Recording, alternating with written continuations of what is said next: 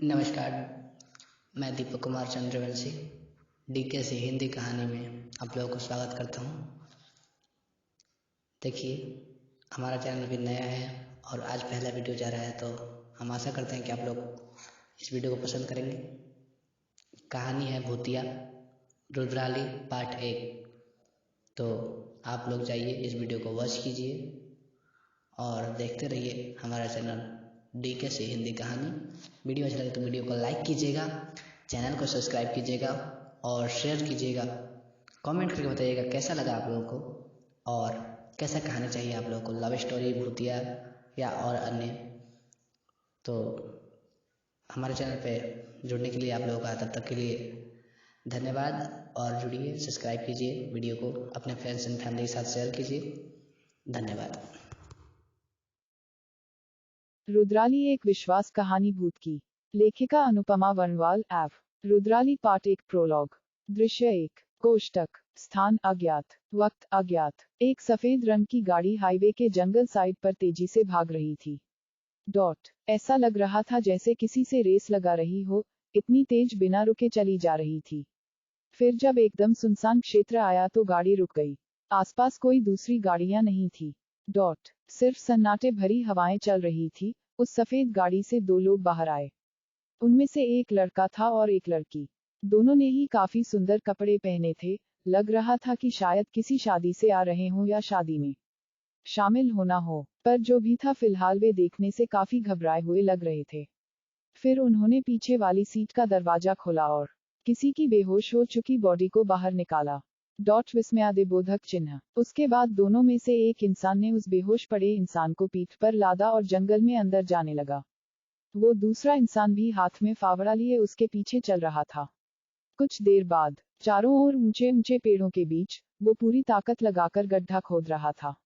पास खड़ा दूसरा इंसान पसीना पोंछ रहा था और बार बार आसपास चारों तरफ देख रहा था कि कहीं कोई आ ना जाए या दोनों को देख ना ले। विस्मयादिबोधक चिन्ह। वहीं उनके पैरों के पास जमीन पर वो लाश भी पड़ी थी। फिर उस पहले आदमी ने फावड़ा फेंका और दूसरे इंसान को इशारा कर दिया।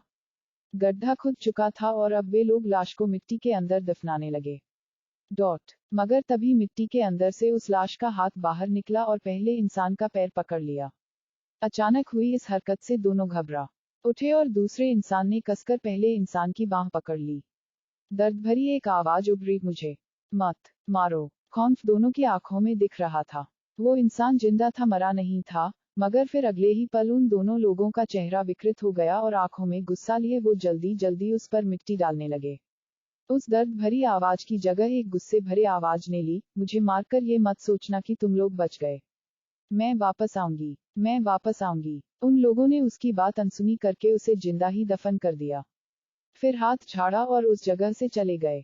तारांकन तारांकन तारांकन। लीड रोल परिचय। एक भीनी भीनी खुशबू से महकता वो भारत जैसे बड़े देश का छोटा गांव था भीमपुर। लहलहाती फसलें, आकाश में उड़ते पंछी, चिड़ियों की मधुर ध्वनि और ठंडा वातावरण उस गांव की विशेषता थी। यहीं पर वो रहती थी, बच्चों के साथ खेलती, अपनी ही मस्ती में रहती, कभी किसी की नहीं सुनती। ऐसी थी रुद्राली। जब हंसती तो फूल जैसे दांत झांकने लगते। प्यारा सा शरारती चेहरा, आंखों में बदमाशी भरी। लेकिन जब भी लंबी मुस्कान देकर किसी को देखती तो देखने वाला खो जाता था उसकी मासूमियत पर। अभी सिर्फ 7 साल की थी, मगर इतने में ही सारे गांव वालों की नाक में दम करके रखा था। लेकिन फिर भी गांव वाले उससे बहुत प्यार करते थे, और क्यों प्यार करते थे इसके पीछे एक कारण था। वो शिव का अंश थी। 1। दृश्य 2। कोष्टक 2006। स्थान भीमपुर गांव। काल्पनिक एक स्कूल, जिस पर बड़े बड़े और हिंदी अक्षरों में लिखा था भीमपुर पाठशाला केंद्र। वहां एक स्कूल बस आकर रुकी। चलो चलो बच्चों, उतरो, बाहर आओ और सब लाइन में रहना, उनकी टीचर समझा रही थी। धीरे धीरे सभी बच्चे बाहर आए और भीड़ बनाकर खड़े हो गए। वे सभी चौथी और 5वीं कक्षा के छोटे बच्चे थे, जो खासतौर पर शहर से आए थे गांव के परिवेश और उनकी सभ्यता को जानने के लिए। भीमपुर पाठशाला का प्रधानाचार्य और 2 टीचर्स स्वागत करने आए। शहर से आए टीचर्स उनसे बात करने लगे, फिर सभी बच्चों को अंदर ले गए। कुछ देर बाद सारे बच्चे गांव घूम रहे थे और तरह तरह की चीजें देखकर उत्साहित हो रहे थे। फिर रास्ते में एक बागान मिला तो कुछ बच्चे उस तरफ चले गए।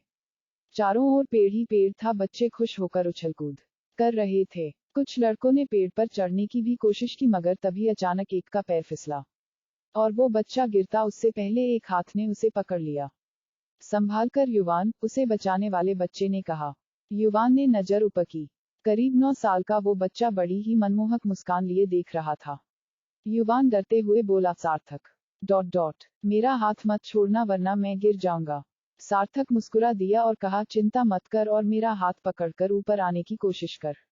युवान ने वैसा ही किया और धीरे धीरे ऊपर आने लगा मगर उनका बैलेंस बिगड़ा और दोनों नीचे आ गिरे। आह, लग गई। सार्थक ने हाथ पैर पर लगी मिट्टी झाड़ते हुए कहा। फिर अपने दोस्त को डांटा, तू पागल है क्या, अपने साथ मुझे भी गिरा दिया। युवान नजरें झुकाए खड़ा था। गांव में रहने वाले बच्चों ने उन्हें गिरते हुए देखा और हंसने लगे। 2-3 लड़कों ने आगे आकर कहा, पेड़ पर चढ़ना इतना आसान नहीं होता, जाओ जाओ अपने घर जाओ वरना हाथ पैर टूट जाएगा। सार्थक बोला, तुम्हें आता है क्या पेड़ पर चढ़ना? हाँ देखो। कहते हुए वे बच्चे पेड़ पर चढ़ गए। फिर ऊपर चढ़कर सार्थक और दूसरे स्कूली बच्चों को जीभ चिढ़ाने लगे। शहरी बच्चों ने मुंह बना दिया। युवान बोला, हमें भी सिखाओगे? गांव के बच्चे, क्यों नहीं, आओ। कुछ देर बाद उन लोगों में दोस्ती हो गई थी। चिंटू, प्रणय और आकाश, वे तीनों सार्थक और युवान के दोस्त बन गए थे। वो सभी खेल रहे थे। फिर जब सार्थक थक गया तो दूसरी तरफ चला गया। सार्थक खेतों में यहाँ वहाँ घूम रहा था, नई पकी फसलों को आंखों से देखते हुए खुश हो रहा था वरना अब तक इन चीजों को किताबों में ही देखा था।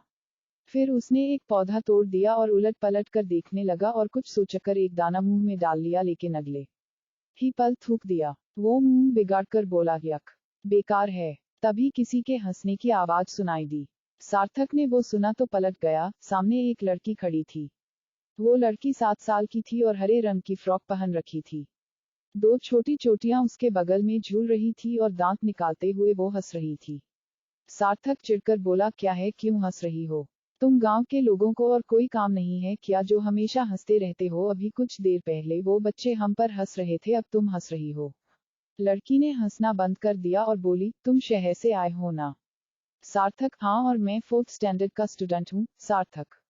लड़की अपनी आंखें छोटी करके उसे घूरते हुए बोली, सिर्फ हाँ बोल देते तो भी चलता। सार्थक, वॉटएवर। लड़की ने गर्दन टेढ़ी करके पूछा, क्या? सार्थक ने मुंह बना दिया। लड़की, क्या हुआ, इतने गुस्से में क्यों हो? सार्थक, अरे यार ये सीड्स, मम्मा कहती थी कि पौधों में लगे धान के दाने बहुत अच्छे होते हैं और खाने में मीठे भी लगते हैं लेकिन इनका टेस्ट बहुत गंदा है। लड़की, छीलकर खाया था क्या? सार्थक, छीलकर। वो असमंजस में था। लड़की हंस दी, फिर एक दाना तोड़ा और उसके छिलके उतारकर सार्थक को दिए। सार्थक, हम, मीठा है तो इसे ऐसे खाते हैं। लड़की जवाब दिए बिना आगे बढ़ गई। सार्थक ने देखा वो जा रही है तो पीछे जाते हुए बोला, अरे रुको, कहाँ जा रही हो? लड़की, नहीं, मैं तुमसे गुस्सा हूँ। सार्थक, क्यों? लड़की ने अपनी कमर पर हाथ रख लिया और गुस्से से बोली, क्यों? तुम्हें पता है आज तक कोई मुझ पर नहीं चिल्लाया, सब प्यार से बात करते हैं लेकिन तुम्हारी हिम्मत कैसे हुई रुद्राली को डांटने की? सार्थक चुप हो गया था, फिर बोला, रुद्राली? रुद्राली, हाँ, मेरा नाम रुद्राली है और मैं बहुत शक्तिशाली हूँ, इसलिए बचना है तो अभी माफी मांगो। सार्थक उसे देख रहा था, फिर बोला, सॉरी। रुद्राली ने मुंह बना दिया और चली गई। सार्थक उसके साथ साथ चलते हुए बोला, सुनो तो, माफी मांगी तो अब रुक जाओ, वैसे मैं कुछ ही दिनों के लिए यहाँ हूँ, फिर शहर लौट जाऊंगा, क्या तब तक के लिए मेरी दोस्त बनोगी? वो रुक गई और पलटकर उसे देखा, फिर बोली, तुम्हें मेरा दोस्त बनना है? सार्थक, हम। रुद्राली, पर क्यों? सार्थक की मुस्कान गायब हो गई। नहीं करनी है तो कोई बात नहीं, कहकर वो जाने लगा। तभी रुद्राली ने आवाज लगाई, रुको, मुझे करनी है। अब की बार सार्थक ने जीभ चिढ़ा दी। रुद्राली ने हैरानी और गुस्से से उसे देखा, फिर मारने के लिए पीछे भागने लगी। सार्थक हंसते हुए आगे दौड़ रहा था। सार्थक और रुद्राली की दोस्ती हो गई थी और जितने दिन वो सब गांव में रहे, रुद्राली सार्थक और उसके दोस्तों से मिलने आती रही और सब साथ में खेलते थे। फिर एक दिन सार्थक और रुद्राली घूमते हुए बाकी साथियों से अलग हो गए। वे वापस लौट ही रहे थे कि तभी आवारा कुत्तों के झुंड ने उन्हें घेर लिया और भौंकने लगे। वे कुत्ते काफी सारे थे और दोनों बच्चे अकेले डरे हुए खड़े थे।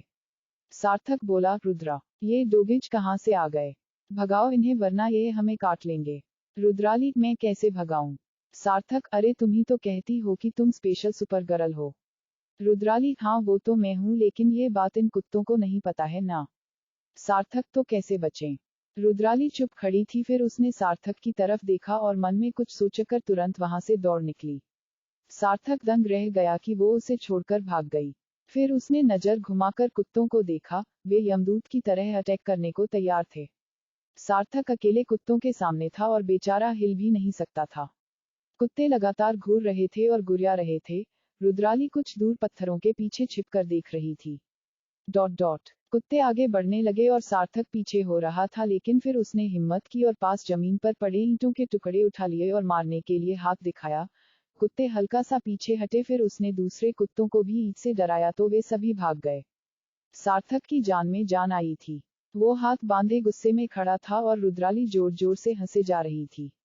सार्थक ने आंखें टेढ़ी करके उसे घूरा। वो हंसना बंद की और बोली, माफ करना सार्थक, लेकिन अगर मैं नहीं भागती तो वो मुझे काट लेते। सार्थक ने कुछ नहीं कहा। रुद्राली उसे मनाते हुए बोली, नाराज मत हो, मैं माफी मांगती हूँ।